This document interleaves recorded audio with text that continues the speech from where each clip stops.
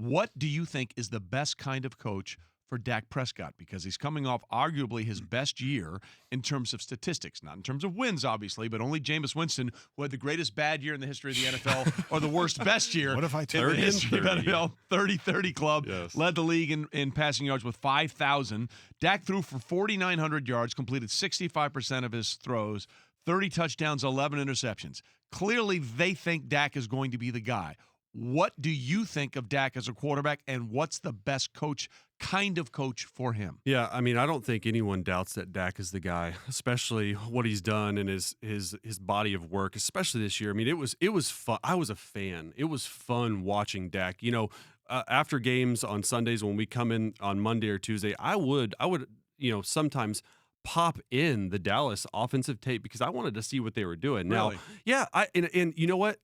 Dak trusts Kellen. Kellen and Dak, they played together, first of all. Right. They're in the same room. I mean, he started because Kellen broke his leg. I mean, Tony Romo was out, then Kellen went down, and that's how Dak came into the lineup in 2016. Exactly. And I think the best type of coach for Dak, I think that team is an offensive football team. I think you need an offensive-minded coach. However, somebody that can handle the Joneses and can handle that market. It's a tough job, but in my opinion, it's one of the best jobs that's going to be open. Yeah, I would agree with that. It's just, can you handle the Joneses, especially Jerry Jones? That's the tough part. There's no question, and it's a tough environment down there in Dallas. It's a tough job dealing with the Joneses. So, when everybody's watching on TV and they hear you go to the line and you say Mike's 54 and all that kind of stuff, take us through that, because we had Buck Showalter on years ago, and he talked about a pitch and about 10 or 12 permutations of what can happen during that pitch. And he said, and then the next pitch comes. So there's so much in that instant. So take us to walking to the line, identifying what that means to everybody, and then how quickly after the snap you have to know exactly what defense they're in. Yeah, well, I mean, you start with the 40-second clock, right? I mean, that's really when a play ends, there's a 40-second play clock that starts, and from that second on, you have 40 seconds to get the play call from the coach, to get into the huddle, to call it, to make adjustments, to get up to the line, to see what's happening pre and post snap, and it can be tough at times. So it all starts with the communication from the play caller to the quarterback in the helmet, right? So hopefully that is very smooth, that there's no hiccups on it. It's a whole nother story when maybe that goes out or something happens, or you get below 15 seconds when they shut off the communication between the quarterback and the play caller.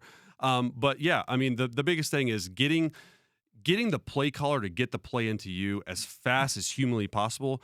So when I'm walking from, 10 feet away into the huddle to call the play, for me, those maybe 10 seconds of the walk, I'm thinking about the play in my head and thinking about all the things I need to know. Now, when I get into the huddle, I'm not just looking down, calling the play. I'm looking at every single person involved. If I'm calling a protection, I'm looking at all 5 offensive linemen, make sure they're looking me in the eyes. If I'm tagging a route for a tight end, I'm making sure that tight end's looking me in the eyes. Running back, run play, hey, you have this, or if there's a special tag, receivers, so forth and so on. Then you break the huddle. Well, the play clock probably is around 20 seconds. You're getting to the line. You hope there's no shifts or motions involved, because if you have a shift in a motion, you have to break the huddle a lot faster. So once I have that set, I may have between 5 to 10 seconds to check out what they're doing pre-snap. Do I have a man zone tell? Can I try to understand what the defense is doing before the snap? And these man zone tells, these running backs that start way out wide, if a linebacker goes out there, there's a good chance it's man coverage. We call it shack. We're gonna bring him back into the backfield. Do you have a tight end, a 1-by-3 formation? Do you have a tight end split wide? Is there a safety walked over the tight end?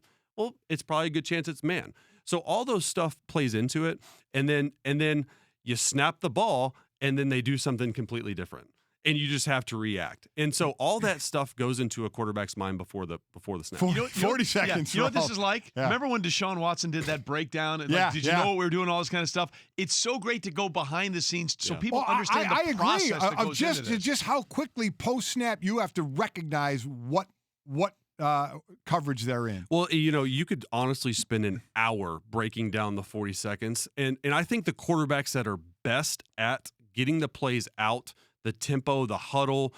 Are the quarterbacks that have really good tempo. They're in and out of the huddle. They see stuff. They understand coverages based on film study throughout the week. They know what a defense is going to do, or at least think what they're going to do, and have a plan in mind before the snap. That can all go away post-snap. Now they're pressuring. They're blitzing a linebacker off the edge. Oh, is my protection set in the right way? If not, do I have a running back in the backfield? Is it scat protection? Are there 5 guys blocking? Are there 6? Are there 7?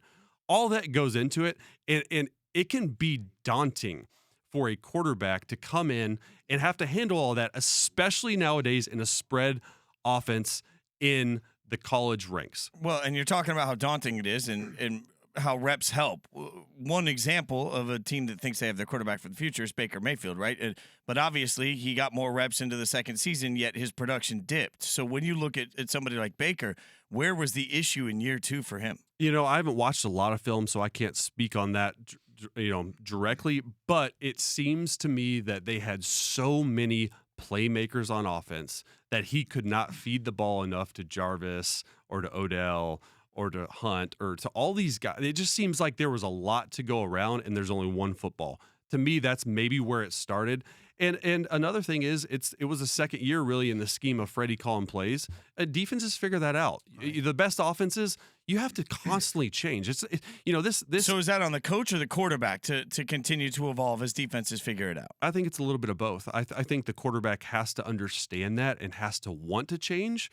Now, the coach maybe thinks that, I'm not saying this about Baker at all, but a coach might think, hey, we can't do that because our quarterback can't handle that. Right. That's not what we're good at. We're going to do what we do no matter what, and hopefully these players make the plays needed to do. Thanks for watching ESPN on YouTube. For more sports highlights and analysis, be sure to download the ESPN app. And for live streaming sports and premium content, subscribe to ESPN+.